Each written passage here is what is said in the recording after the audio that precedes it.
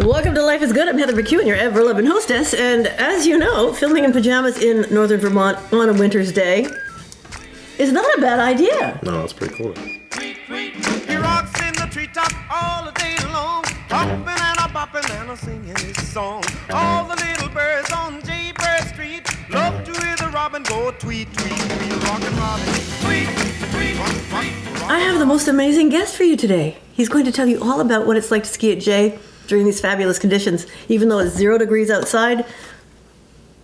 Not a problem. Not too bad. Introduce yourself, sir. Well, I'm Thad. I'm just up here for the week after Christmas. Snowboard and joined J Peak. It's been pretty good. I know, guess your entire name. Thaddeus Pinakiewicz. Isn't that wonderful? Thaddeus Pinakiewicz. I want him to move here so we can increase the quality of our phone book. Anyway, I'm an Airbnb host, as you know, or maybe you don't, but the best part about being an Airbnb host is that I get to meet these young, brilliant, athletic, positive people from out of state, from in-state, but you are from out of state. Yep. New Jersey City. Jersey City, yeah. But right we like across you the anyway. river. You're right across from Manhattan. Yeah. I just moved out of Manhattan last year, so. What's the big difference between Manhattan and New Jersey City? Jersey City has a lot more married couples. A lot more kids in Jersey City. Everyone just leaves Manhattan and goes across the river to have kids. Is that right? It's a fertile area. Yeah. I see. So what are your plans in that direction? I'm just dating right now. No one else in the apartment. Another reason why I consider him very smart. He's taking his time and he's enjoying his life. You're full of adventure. Oh, yeah. So tell us about the Glades at Jay Peak, Vermont. I'll just say it might be my favorite mountain in the Northeast for the Glades. I've been to most of them. I mean, there's some better mountains for like racing and stuff. If you're into like Super G, Killington, some of the other mountains are great for that. And like park stuff too. But Jay might have the best Glades in the East. I don't know, Stowe is pretty close. It's got some really good stuff, and especially off the backside of Mansfield, but that's closer into like, backcountry stuff that isn't really. But you've got all your backcountry equipment. You've got the skins and everything? Or? Yeah, not here with me. This was a strictly on mountain week, but yeah. Yeah, I think it's the best Glades in the Northeast. There's just plenty everywhere. It really did feel kind of like being out west on something like, Copper or Keystone. It's pretty great. Now, the parking lot was full, but how did you feel about the crowds on the hill? They were fun. I mean, unless you want to go on the tram. The tram was proper long line, but it wasn't too bad. I was there for the holiday weekend. I mean, for New Year's, and it was, I don't know, maybe 15 minutes on some of the longer lines when like half the mountain was closed. So it's not too bad. I mean, honestly, it is a hike to get out here versus other mountains, and I think that does kind of keep some of the more weekend warrior types that you see in some of the mountains closer to New York City and some of the bigger Northeast cities there. Mm-hmm. So I think it's better quality skiers. You don't have to look up behind you for kids coming down 100 miles an hour taking you out the knees. Everyone was pretty good, so it was a pretty good mountain. And I'm off the mountain, so you're much safer. And I'm also off the roads. But I think when I met you, and you brought in your board and your enormous equipment, 6 foot, 7 foot suitcase this tall or something like that. Yeah. And I said, well, that takes up an entire new room. So you put it in a spare room over there. And that's another thing about being an Airbnb host. You have to be flexible with your home. And I haven't met anyone who takes advantage in a rude way. They're always very respectful. And you are one of the best. Yeah, thank you. And I'll tell you why. My folks would like to hear that. Okay, Mom and Dad, you've raised a very nice boy. And probably a really nice sister, too, right? 10 years older than you are? Yeah. Yeah, that was family planning. Not really. No. Every decade we're going to have a child. How old are they now? Is there a chance of another? No. They're like 75. Oh, forget about it then. Nothing happens after 70. No. I think they're done having kids. Okay. Your profession is pretty interesting. Yeah, it's an interesting one. I do research at a cryptocurrency hedge fund based out of New York City. So I write about bad actors, new financial products, generally the kind of comings and goings in the cryptocurrency side. It's an interesting job. I was kind of attracted to it because it is, broadly freedom enhancing type of stuff. I used to come from like a pretty financial background. I used to be a bond trader back in the day, and I was kind of pretty sick of it. How can a 33-year-old say back in the day? You haven't lived back in the day yet. Pre-COVID, I guess. Oh yeah, pre-COVID. Yeah. COVID took that away from you and gave you another sideline. Yeah. No, it's been pretty fun. So I get to do a lot of writing these days.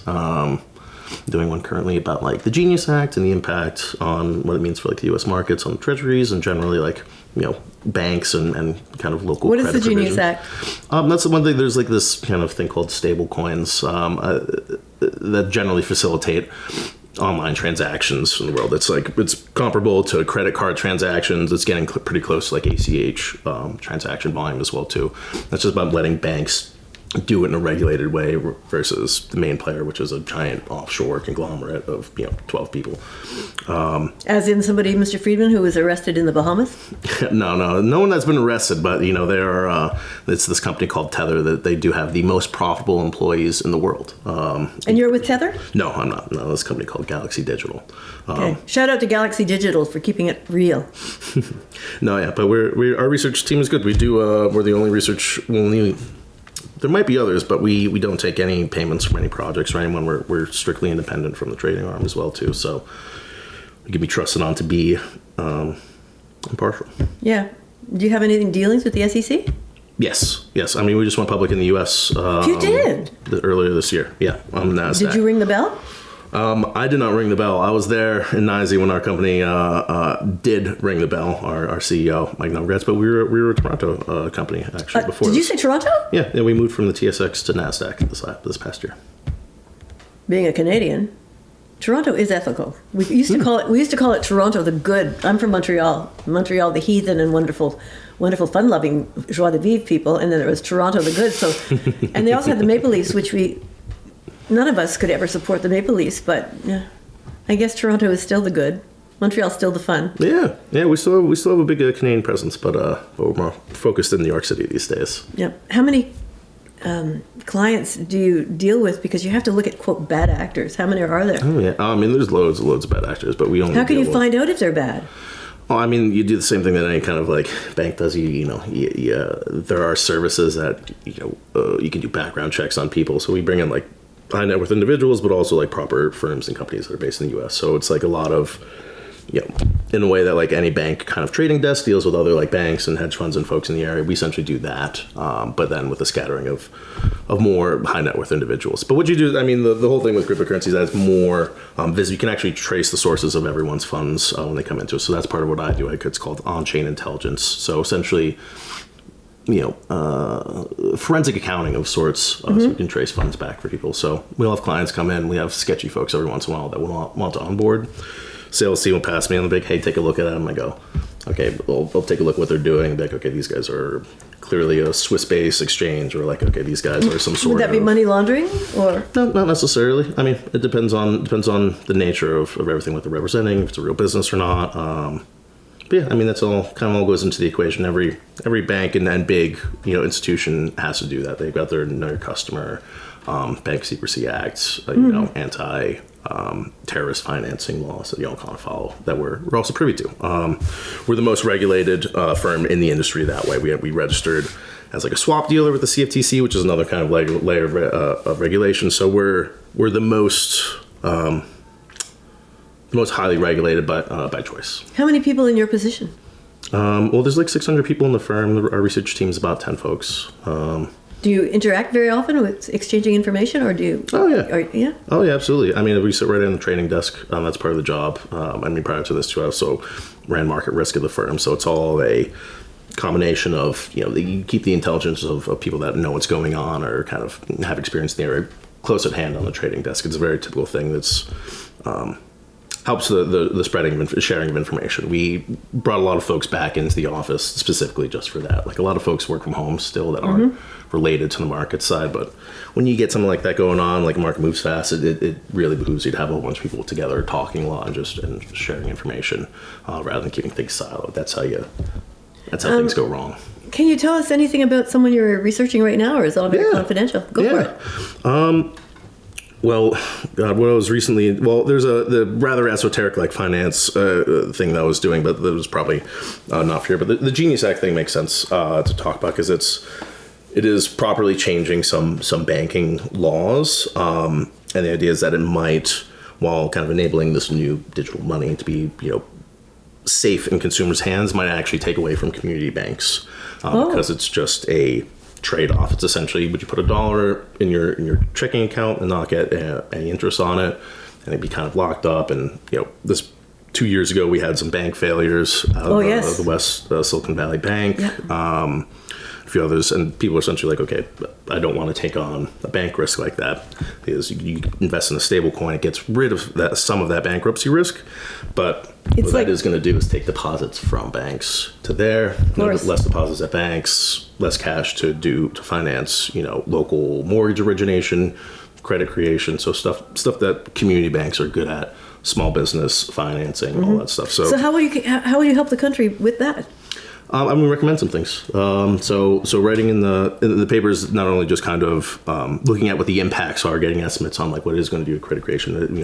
Will it drive more funds to like big banks like J.P. Morgan and those guys, but also kind of coming with recommendations what we can do to actually help ameliorate some of those issues. There's specific things you can do, like the way they're structured now, they're restricted in what they can invest in, but coming with a recommendation to open it up to specifically products that help financing for these community banks, so that they don't go out of business per se. Yeah, or stretch some of them. It's always about the marginal folks.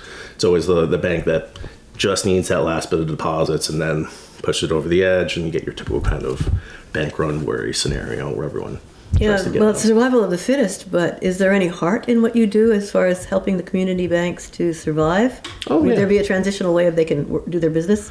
Oh yeah, I mean there's definitely, it's not truly existential. I mean there's always alternatives for financing. It's just kind of a big part of our financial system has been built up upon these demand deposits at banks that everyone uses. So there's a transitional time for all of us. Yeah. It's interesting. It's a tough one when I think about it, because it's really kind of a personal freedom enabling type of thing where like I personally would like to not take certain community bank risk. I mean, other than like where I live, because we like to support kind of local infrastructure.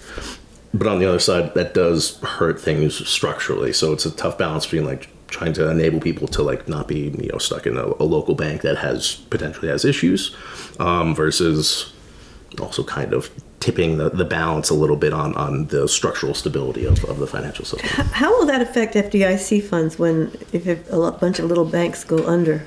I mean, we underwrite all that stuff anyway. The stablecoin stuff is specifically not FDIC insured. It's a different type of like creditor class, but I think you can count on FDIC insurance for everything. I mean, there's been talk of just raising the cap to all deposits. It's probably reason. Is it a reasonable thing for the government to do? You don't want to get people go absolutely crazy with their money, because that's what happens when you make a lot of guarantees like that. You get some of the profligate kind of spending and risk taking that you had got in previous crises. Yeah, in the 2008. But you also need to protect people. That's what matters the most. So. Okay, does the change of the interest rate affect you at all? Yeah, of course. In what way? It affects the generally, in as much as it affects kind of like the desirability of investments. Like we become an outlet. Well, generally cryptocurrency tends to be like a risk on asset, and generally when rates go down, risk assets perform well. So we trade a bit better. Money gets a bit cheaper. Traditional investments look a little less attractive because rates are going down. So we tend to be an outlet for a bit more risk-taking money. But in as much as that the economy is hurting a little bit, that's kind of the other side of it. Yeah, but you yourself, your company doesn't handle money. You make the rules. Oh no, we handle money. We're a bit of a. I mean, we have like a customer-facing app that people can invest through. We're a hedge fund. We also do client business, so we trade our own capital and like on behalf of clients. Mm-hmm. We got a broker-dealer arm. We do investment banking, so we help broker some deals. We do advisory. Venture capital and arm as well. So we cover the whole. You cover the gamut. Yeah. It's like a $5 billion, $10 billion firm. As for you, as a young man, do you invest in Bitcoin? Yeah. Heavily? A good bit. I mean, Portfolio? mostly it's part of the portfolio. I mean, the things of general, like investment advisors, well, first off, non-investment advisement, but is on the order of like a few percent, but I'm more on the risk-taking side, and also too, like I generally consider myself a subject matter expert in the area, so I almost exclusively do my investments in the digital asset realm, just because I'm very close to the ground, and I through my history, but being a trader, being a risk manager, and now kind of a researcher, I think I have pretty good context on what qualifies as a good investment or trade. If you were to suggest something to me, would that be insider trading on my part? Well, if it were for a company, a particular company, potentially, but anything that I'd have, they call it material non-public information. But don't do any of that. And then there's also certain cryptocurrencies count as commodities, so just Bitcoin and Ethereum. And there's along with pork bellies. Yes, there's actually no such thing as insider trading with commodities. So it's like the idea if you were a gold miner and you hit a gold seam, like would it be you've got insider knowledge on this new amount of supply in a commodity, like should you not be able to trade against that because this thing about it's a weird concept for commodities, and they've considered Bitcoin and Ethereum a commodity, so there's no such thing as insider trading. There's been one case which was insider trading in that someone opened up a derivatives position on, I believe it was onions. No. They opened up a derivative position and then they moved the underlying market, and that's the only time there's been an insider trading case brought in against commodities, but it was in a related derivatives contract. Have you seen the movie Trading Places? Yes, I have. It's great. And Other People's Money? With Danny DeVito? I should. These are two educational films in my world. Trading Places is great. Awesome. Eddie Murphy and the other Saturday Night Live, Aykroyd, was it? Oh, Dan Aykroyd, yes. But really, Vanessa, or whatever his girlfriend, Candace or Constance or something, whatever his girlfriend's name was, and there was white Anglo-Saxon Protestant stick in the muds who, there was no passion there. Absolutely. I'm so glad they traded places because there was very much passion in the Eddie Murphy life. Yeah, it was pretty good.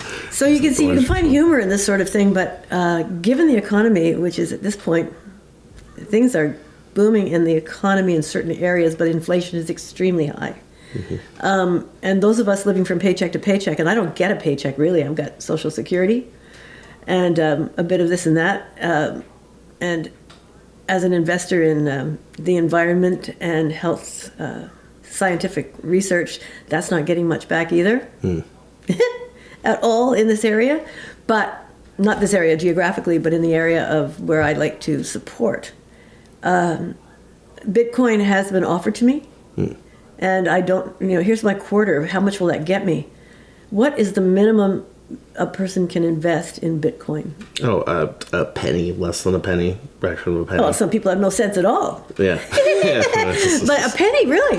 I thought you'd have to buy a certain weight. No. It's it's divisible by it's 100 millionth of a Bitcoin is the minimum denomination. It's called a Satoshi. I might have the scale on that wrong, but so I guess I'm going to name my next child Satoshi. Oh, it's going to be small baby, little guy, little teeny tiny one. Yeah, no, you can buy an incredibly small amount. I mean, it's going to be.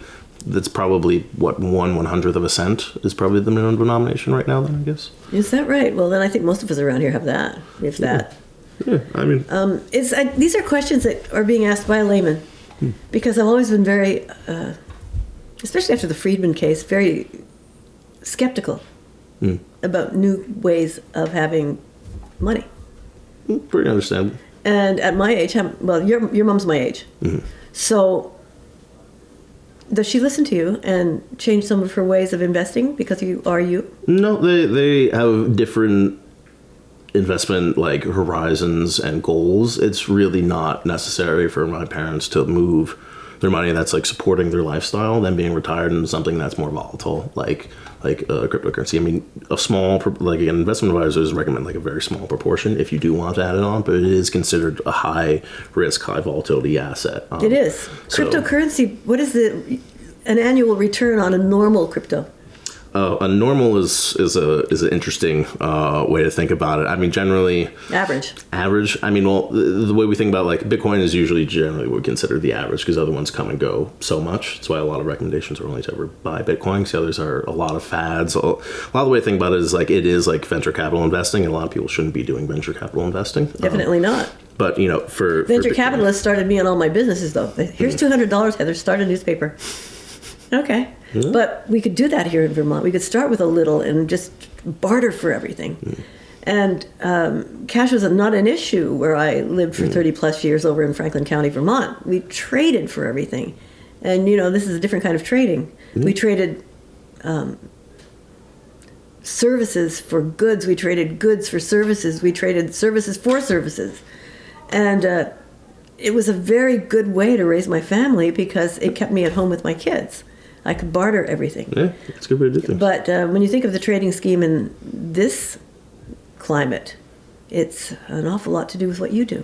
Yeah, I mean, I think the ways that are a good simplifying way to frame it, and I think is how a lot of people do think about it, is I think about two things in particular.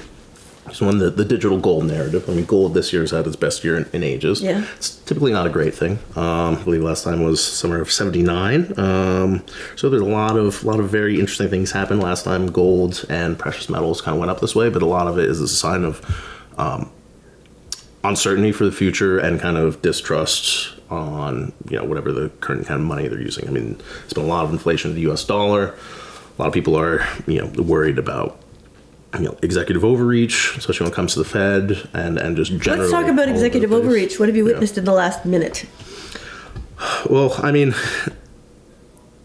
there's been a lot of there was some executive overreach in the prior administration when it came to cryptocurrency through the SEC, but it's one of the things where it was able to happen because there was a extension of executive power into some of the branches that's felt undue, and it's one of the ones where if someone's on your side and they're doing it, it might be all right. On the other side, they start doing it, becomes an issue.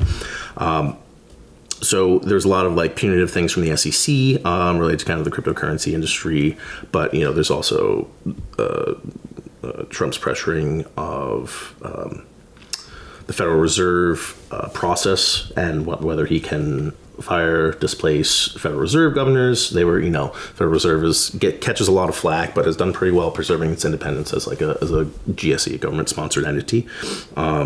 It gets its mandate from Congress and is supposed to be separate, so it is not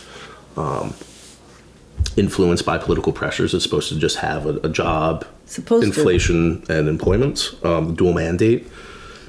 And it's done a pretty decent job of being apolitical. There's some obvious kind of times when that didn't happen. Notably, Powell actually did a rate cut last time Trump was president that seemed unnecessary. Colin Powell. No, Jerome Powell. Jerome Powell. I was thinking, no, where did I get him? Not Colin Powell. Jerome Powell, yeah.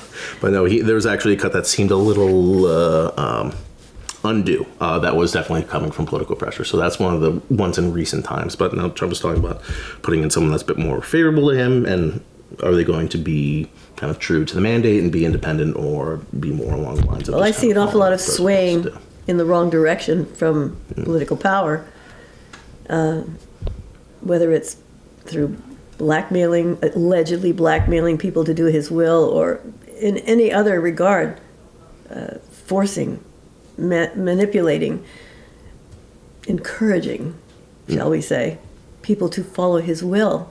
And we're in trouble.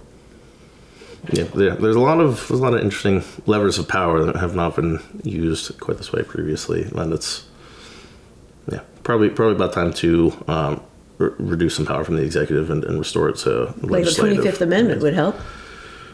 Yeah, anyway. I'm not quite sure what'll help, but it is it's a refrain that a bunch of my family made. During the Obama era, they were making talks about executive overreach and the drone programs in Iraq and Syria, and it fell a bit on deaf ears, and now kind of the pendulum swung the other way, and people on people in power tend to overreach if they're given the power, no matter who they are, no matter what party. It's the nature of it. It's the nature of the beast, and no one's exempt from that. I mean, Walter Cronkite was a fabulous journalist. Peter Jennings was a fabulous journalist, and I look at my peers today who are fabulous journalists, and they're fighting a growing system of individual entities demanding certain stories be told a certain way. And no matter where you are... Old Sinclair broadcasters, yeah. Oh, like Gordon Sinclair? Yeah, they own... I knew him! Oh, I don't know if it's Gordon, but I know there's the Sinclair Broadcasting Company. No. I'm thinking of Gordon Sinclair from Montreal. An absolutely fabulous human being, CJ80 radio, among other things, and fabulous newsman. He was our Walter Cronkite in so many ways. And Peter Jennings was Canadian too. Oh, But I worry about the future. I worry about ethics. I learned ethics at my dining room table with my dad and my mom. Dad would come home and say, I had to let someone go today because they cheated on their expense account. You never cheat on your expense account. So-and-so took home a bunch of our company logo paper today, and I had to have a discussion with her. And, and these little tiny things were tiny by comparison to the rest of the country, or the rest of other big businesses, or the rest of that business in particular, but little things add up. Yep. And little changes in laws add up. They're stepping stones for more laws and more overreach. Yeah. So at your generation, what do you think should be done? It's a very tough one. A lot of people are apathetic. It's true. I don't know. It's tough. It feels like you don't like, I don't know anyone that's getting into politics. And the people that I would want to get into politics find it like distasteful, which is good, because that's why I would want those people to be in politics, because they find the current setup distasteful. But it's pretty tough. I mean, a lot of the things that people, at least folks my age, talk about is, there's a lot of ingrained interest in, things like news companies, whatever. You have the Tucker Carlson case with Fox back just a couple of years ago, where they said their main argument in court was that, the Tucker Carlson show was entertainment, it wasn't news. But that was also the biggest news show in America. Propaganda is news. So, I mean, the real kind of things I think would help, and, maybe I'm not the most politically active person, but, You're in a position where you honestly should be. Yeah, I mean, one of the things, is we probably need an amendment, a constitutional amendment, kind of defining personhood in the states to remove corporations from it. So essentially repealing Citizens United. Politics is we had a little poison. discussion about Citizens United this morning. So can you refresh for my audience? Yeah, Citizens United is essentially the case that allows, essentially says that money is speech for corporations. Allows them to make political donations under essentially the auspices that they're donating to politics. Politics is speech. The government prohibiting them from making donations to political entities, essentially restricting corporate speech. I think it's done a lot of bad things for the country. I think there should be a proper. It's not going to be solved anyway, other than through Congress, who's getting, are great beneficiaries of the monies that come from corporations. Exactly. Where do you think all the money to PACs go in the end? A lot of them go to some of the PACs are so evil. Yeah. So doing that and essentially, establishing that speech is guaranteed and free for people and not corporations. It'll be a very interesting and tough thing for a lot of laws, especially around social media companies and their liability or lack thereof as platforms. Well, Zuckerberg was taken before Congress to fight his case, and he did so very arrogantly by turning around and just saying sorry, because people die from reading some of the posts on his, and companies die, and people die, and ideology fails because of the wish-wash. Now, I absolutely adore Facebook. You lived here for a few days. You've seen me on Facebook. It's where I communicate with people all over the world. And I love it. But on my page, you don't see any hate. Good job curating your feed and your audience. And my friends, although we're politically active in our own little ways, and we have ideas, and we have stands we take, none of us would wish death on Charlie Kirk. Yeah. None of us would wish an assassination on Trump. We'd all just say, let's do this the right way. If anything's going wrong, let's fix it the right way. It takes time, it takes brains, it takes patience. But we haven't got much time for a lot of patience the way this thing is going. In Venezuela, just happened. Yeah. And speaking of executive overreach and executive overreach, breaking of the constitutional law, our War Measures Act has been acts of war. And absolutely no follow-through plan. So chaos will ensue in Venezuela. It already has. So I don't know what we're going to do, but I trust your generation, young man. Well, hopefully we can live up to that trust. Apathy should be thrown out, and your brains should take a stand now from whatever side or whatever middle of the road we should take. I don't belong to any party. I consider myself an independent. I think the party system is naughty. Yeah, I'm not registered either for that same reason. You're not registered to vote? No, as a Republican or a Democrat. Thank you very much. I'm not either. I don't think anybody should be. I think we should just move together as a unified force against evil in all directions. Yeah. False dichotomies everywhere. Oh, I love that. One thing, when Thad showed up, within 3 minutes, I knew he was a reader. The vocabulary. He said, I don't know what the etymology is of Dunroven. I'm going, what? How old are you? 33. Etymology. Thank you very much. And then I had to just explain. use the words right. You did. And then when I was quoting it to a friend, I said entomology. He said, Heather, I hate to tell you, but he was using that to talk about insects. I said, no, that was my mistake, not Thad's. Anyway, I can't thank you enough for coming and visiting me. He also jumped my car. My car died anyway. But then Bob Wainwright had to come over with his superchargers, and my car slept thereafter and still sleeps. Might need a little bit more help. I think my car will hibernate until the spring before good old Princess Prius can start again. But there's so much help around here. But you helped me with that. And then my pipes froze, and I said, you have to take... I ran hot water in my tub to unthaw the pipes. You have to sit in that tub because we don't have any cold water. And you very, very graciously didn't mind. Hey, it worked all right. So I like sleeping in the cold anyway. Oh, God. Anyway, Airbnb for me brings these young minds, these young, optimistic, brilliant people into my world. And it refreshes my hope in the world. And as this show is called Life is Good, I believe it. It's pretty good. Life is good. Shredders are good. People who come to Jay Peak and love it. Hey, it said best mountain in the Northeast, I think. Thank you. Say it louder. Jay Peak, best mountain in the Northeast. And thanks for watching Life is Good. We'll see you all again next week. Mwah. Thanks, Cheers. Thad. My pleasure. A little shout out to the Pick and Shovel and my daughter. Pick and Shovel has everything. It's the 8th wonder of the world, as you know. And this wonderful outfit was given to me a couple of Christmases ago by my daughter, who also has great taste in dressing her mother. So, in this weather, the only thing you really should be wearing is a robe from Pick and Shovel. Heaven on earth from the 8th wonder of the world.